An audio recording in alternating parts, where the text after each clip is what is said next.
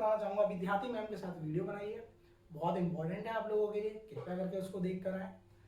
Hello everybody, my name is Shubham Rathod and you welcome in Stars English Academy. Today we will be learning past indefinite passive voice.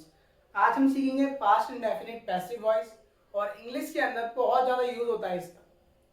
अगर कोई भी बंदा speaking कर रहा है, अगर उसको पास्ट इंडेफिनिट का पैसिव नहीं आता तो उसको जरूर सीखना चाहिए। If you do not know about past indefinite passive voice then please learn. बस यही कहूंगा मैं, लास्ट तक इस वीडियो को देखना और आप इस टॉपिक को सीख जाओगे। अभी हम इस वीडियो को स्टार्ट करते हैं बिना किसी के इंतजार किए। ये हो गया हमारा पास्ट इंडेफिनिट पैसिव वॉइस।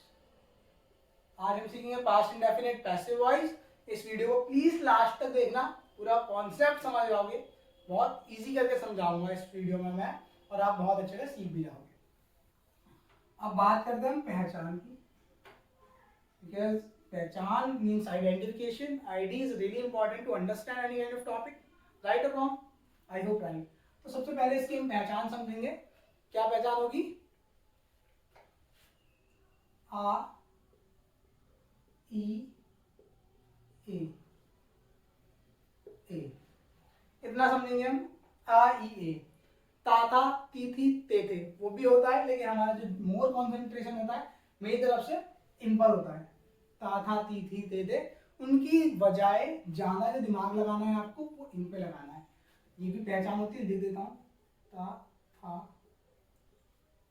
ती थी ते, ये भी मैंने लिख दिया है, बट जो मोर कंसंट्रेशन रहता है हमारा वो इस पर रहता है। इतना समझ में आया? जो हमारा पास्ट इंडेफिनिट पैसिव वॉइस है उसकी पहचान क्या है? आ ई ए, या तो फिर ता था ती थी ते थे। इतना समझ में आया? बात करते हैं हम रूल की। ये पैसिव वॉइस है तो रूल में थोड़ा सा तो चेंज होगा, क्योंकि पास्ट इंडेफिनिट क्या था? एक्टिव था। एक्टिव क्या होता है? जिसमें सब्जेक्ट खुद से होता है। और पैसिव क्या होता है? जिसमें सब्जेक्ट नहीं होता है। एक एग्जांपल लेते हैं। मैं खेलता हूं, मैं खेलता था, मैं खेला, पास्ट इंडेफिनिट, क्योंकि मैं खुद दिख रहा हूं मैं खेला, मैं बता रहा हूं ना मैं खेला। अगर मैं कहूं मुझे खिलाया गया, मुझे खिलाया गया, तो भैया किसने खिलाया वो नहीं पता। मुझे खिलाया तो गया, लेकिन किसके द्वारा खिलाया गया वो नहीं पता, तो ये पैसिव हो जाता है। सबसे पहले हमारा आएगा रूल में सब्जेक्ट, अब आएगा हमारा इसमें वाज वर्ब, उसके बाद वर्ब की थर्ड फॉर्म प्लस अगर बाय करके सब्जेक्ट दे रखा है तो हम बाय करके यहाँ पर ऑब्जेक्ट लिख देंगे। मैंने आपको सारी वीडियो में बता रखा है, ये एक ऑब्जेक्ट होता है, ये एक सब्जेक्ट होता है, लेकिन बनाने समय पे हम ऑब्जेक्ट को सब्जेक्ट समझ लेते हैं और सब्जेक्ट को ऑब्जेक्ट समझ लेते हैं, जिससे हमें बहुत ईजी हो जाता है सेंटेंस को बनाना। अभी आप रूल समझो। अगर मैं बात करूँ प्रेजेंट इंडेफिनिट का, तो वहाँ पर इजमा आ जाता है। मैंने बना रखी है वीडियो, अगर नहीं देखी है तो चैनल को चेकआउट करो और अच्छे से सारी वीडियोस देखो और इसको भी सीखो। अब इसमें किस तरीके के सेंटेंस बनेंगे वो आपको आई होप पता होगा, क्योंकि मैंने अभी एक एग्जांपल दिया था। बाकी मैं आपको और एग्जांपल्स देता हूँ जो कि चीजें बिल्कुल क्लियर हो जाएगी। अब लेते हैं हम यहाँ पर एग्जाम। मुझे खिलाया गया, मुझे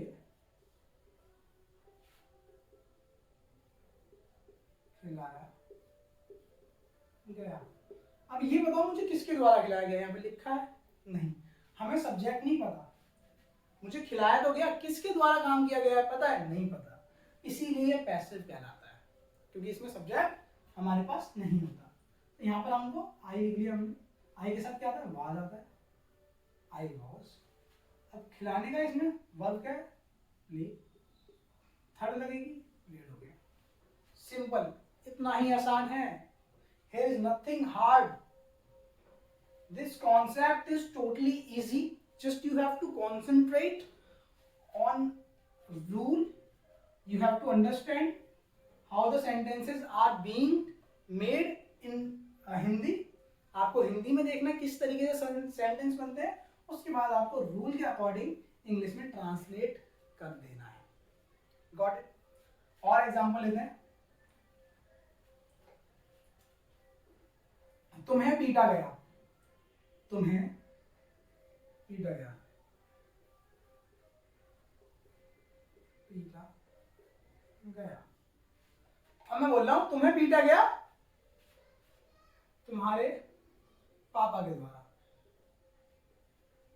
तुम्हारे पापा के द्वारा। ये भी तो बोल सकता हूं तुम्हें तुम्हारे पापा के द्वारा पीटा गया, बात एक ही है। अब इसमें देखो सब्जेक्ट क्या है, पापा है, काम कौन कर रहा है, पापा, लेकिन यहाँ पे एज अ ऑब्जेक्ट यूज होगा, मैंने आपको बता रखा है। तो ये हमारा हो गया सब्जेक्ट। यहाँ पे यू के साथ क्या लगेगा, वर। अब पीटने काम क्या हो रहा है, पीटा, क्या है, बीट बाय बिटन, बिटन हो गया, वर हो गई बिटन। अब तुम्हारे पापा के द्वारा, इसमें क्या आएगा, बाय आएगा। तुम्हारे पापा कौन है, योर फादर। इजी आया समझ में। और एग्जांपल लेते हैं इसके जो कि क्लियर हो जाए पूरी तरीके से।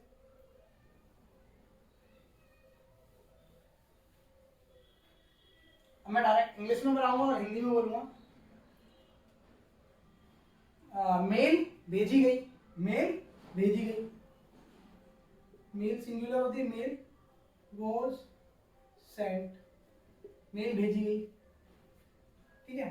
दूसरा खाना खाया गया, खाना खाया गया, खाना खाया गया, दा भी लगा सकते हैं हम, द फूड वॉज इटन। इस तरीके से बनते हैं। अब हमें पढ़ाया गया, हमें पढ़ाया गया, we were taught, we were taught. इस तरीके से सेंटेंस बनेंगे। हमें पढ़ाया गया, वी वर टॉट, खाना बनाया गया, खाया गया, द फूड वॉज इटन, ठीक है। खाना बनाया गया, द फूड वॉज कुक्ड या मेड। समझ में आ गया होगा इतना, मुझे पक्का यकीन है अगर आपने कॉन्सेंट्रेट किया होगा तो ये आपको समझ में आ गया होगा। अभी हम समझेंगे इसका नेक्स्ट वाला। अगर मैं बात करूं नेक्स्ट वाले की, मतलब कि नेगेटिव की, तो उसमें कुछ भी हार्ड नहीं है, आपको पता है। हमेशा हेल्पिंग वर्ब जो होती है उसके बाद नॉट आ जाता है, उसके बाद क्या आ जाता है, नॉट। तो हमारा रूल क्या हो गया, subject was verb plus not plus verb की थर्ड फॉर्म बाय ऑब्जेक्ट। अब वही वाली बात है, वीडियो नहीं बनाई गई, वीडियो नहीं बनाई गई, नहीं बनाई गई, वीडियो नहीं बनाई गई। पहचान देखो यहीं से आ रही है। ज्यादातर आपकी पहचान इन वालों से बनती है। ये भी आइडेंटिफिकेशन होती है लेकिन इनसे थोड़ा कम बनते हैं, इनसे थोड़ा कम बनते हैं, थोड़ा सा कई बार सेंस भी अलग आ जाता है, ठीक है। वो मैं आपको आगे जाके बताऊंगा, दिक्कत ना लें उसकी, लेकिन अभी इतना समझो, ठीक है। ज्यादातर हमारी हेल्पिंग वर्ब ये वाली यूज होती है। वीडियो नहीं बनाई गई तो यहाँ पे क्या होगा, द वीडियो, वीडियो एक है, वॉज के बाद क्या आएगा, नॉट आएगा। अब क्या आएगा, क्या काम हो रहा है, बनाई, क्या है हमारा, मेड। यही होगा, the video was not made, video नहीं बनाई गई। हमें नहीं पढ़ाया गया, हमें नहीं पढ़ाया गया टीचर के द्वारा, हमें नहीं पढ़ाया गया टीचर के द्वारा, मतलब कि अध्यापक के द्वारा, टीचर के द्वारा। अब हम इसको क्या बोलेंगे, हमें, हमें क्या करेगा, we were not taught by teacher, we were not taught by teacher। ये समझ में आ गया। करना क्या है, आपको प्रैक्टिस करनी है, आपको ज्यादा कुछ नहीं करना है इसमें। आपको ओवरऑल मैं समझा रहा हूं और आपको समझ में भी आ रहा है, मुझे पता है, लेकिन आपको एक वो चीज करनी है अपनी तरफ से जो हर स्टूडेंट करता है और उसको करनी भी चाहिए, वो है प्रैक्टिस। आप इसकी गूगल से कहीं से भी एक्सरसाइज निकालना और इसकी एक्सरसाइजेस को करना। अगर आप इनके सेंटेंस बना पाते हो और एक काम करना, हिंदी में भी सेंटेंस बनाना। इस तरीके से हिंदी में सेंटेंस बनाते हैं ना, हिंदी में मेरा एक रिकमेंडेशन है, हिंदी में भी सेंटेंस बनाना, जिससे आपका एक कॉन्सेप्ट जो है ना वो हिंदी में क्लियर हो जाएगा। अगर कॉन्सेप्ट हिंदी में क्लियर होता है, इंग्लिश में ऑटोमेटिकली हो जाता है। ये मेरा बिलीव है, क्योंकि ये पैसिव है, पैसिव थोड़े हार्ड होते हैं, इसमें हिंदी बनानी थोड़ी हार्ड पड़ जाती है स्टूडेंट्स के लिए। ठीक है, तो हिंदी पे भी काम करना। ये समझ में आया। अब हम इसका WH फैमिली इंटेरोगेटिव नेगेटिव सीखेंगे। अभी हमको इतना समझना है, मैं आपको समझा। अब हम सीखते हैं अपना, जो मैंने बताया था आपको, WH फैमिली के साथ इंटेरोगेटिव सीखेंगे, उसके बाद हम नेगेटिव भी सीखेंगे। रूल को देखते हैं सबसे पहले क्या है हमारा WH फैमिली। आपको पता है WH फैमिली क्या होती है। उसके बाद क्या है हमारा यहाँ पर वोज वर्ब, क्या है हेल्पिंग वर्ब, सब्जेक्ट यानी कि अपना ऑब्जेक्ट ये हो गया हमारा वर्ब। थर्ड आती है पैसिव में, कोई सा भी हो। अगर हमारे पास बाय है तो बाय लगाएंगे द्वारा, और द्वारा करके हमारा ऑब्जेक्ट ले लेंगे। यहां तक समझ में आ गया, इजी है। एक और चीज आपको जैसे कि पता है, अगर हमारा सेंटेंस, हमारा वाक्य क्या से स्टार्ट हो रहा है, मतलब कि एक वर्ड में आंसर आ रहा है, एक वर्ड में आंसर है वो यस या नो, तो हमारा वोज वर्ड से स्टार्ट होगा, हेल्पिंग वर्ड से स्टार्ट होगा, वहां पर WH फैमिली नहीं रखती। इतना पता है? पता है। अब हम इसके सेंटेंस बनाते हैं। भैया तुम्हें क्यों पढ़ाया गया, मेरे को ये समझ नहीं आता, तुम्हें क्यों पढ़ाया गया, तुम्हें क्यों पढ़ाया गया, तुम्हें क्यों पढ़ाया गया, मेरे को ये समझ नहीं आता। बहुत इंटेलिजेंट हो तुम, तुम्हें किसी चीज की जरूरत ही नहीं है, फिर भी आपको क्यों पढ़ाया गया, क्यों। अब आप बोलोगे अरे भाई मेरे को और सीखना है, कभी सीखने की चाह खत्म नहीं होती, इसलिए मुझे पढ़ाया गया, और मेरे पापा मम्मी मेरे पेरेंट्स टीचर मुझे पढ़ाना चाहते थे, इसलिए मुझे पढ़ाया गया। इसमें पूरा वाक्य बोलना पड़ रहा है, राइट और रॉन्ग, हाँ जी बोलना पड़ रहा है। तो हम यहाँ पर WH फैमिली का यूज करेंगे वाई। वाई के बाद क्या है वाज वर्ब, हमारा क्या है सब्जेक्ट क्या है तुम क्या है प्लूरल, तो यहाँ पर क्या आएगा वर्ब। उसके बाद you, why were you taught,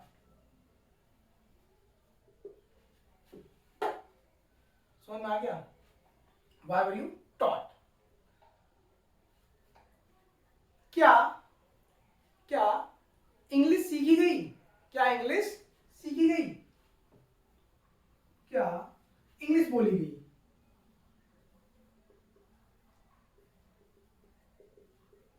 बोली गई।